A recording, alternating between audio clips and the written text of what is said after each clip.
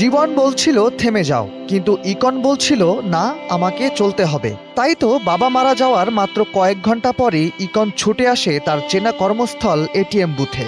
যাবতীয় কাজ সেরে যখন একটু নীরবে বসবেন, ঠিক তখনই হাতে তুলে নেন বই, কারণ রাত পোহালে তার দিতে হবে এইচএসসি পরীক্ষা।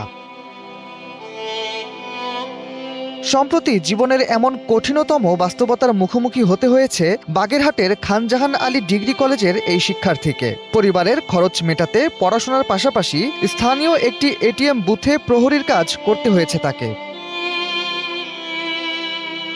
ইকনের সংগ্রামী জীবনের গল্পটা নাড়া দিয়েছে নেটিজেনদের। তার মৃত বাবা মোটরসাইকেল চালিয়ে যা রোজগার করত, তার সাথে ইকনের রোজগার যোগ হয়ে কোনো মতে চলে যেত তাদের সংসার। JBS holdings limited. তবে বাবাকে হারানোর পর ইকনের সংসারে সে নিজেই এখন একমাত্র উপার্জনের ব্যক্তি।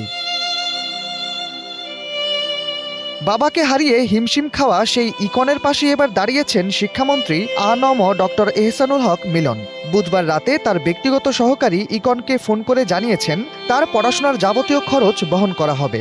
জানা যায় এইচএসসি পরীক্ষা চলাকালে ইকনকে আর চাকরি করতে হবে না, কারণ শিক্ষামন্ত্রী তাকে আর্থিক সহায়তার আশ্বাস দিয়েছেন। ইকনের পরীক্ষা শেষ হওয়ার পর তার উচ্চ শিক্ষাসহ ভবিষ্যৎ পড়ালেখার সার্বিক ভার বহন করবেন শিক্ষামন্ত্রী, এমনটাই জানা গেছে। দেশের একটি গণমাধ্যমকে ইকন জানিয়েছেন শিক্ষামন্ত্রীর ব্যক্তিগত সহকারী রাতে তাকে কল করেছিলেন, বলেছেন শিক্ষামন্ত্রী তার পড়াশোনার যাবতীয় ভার গ্রহণ করবেন।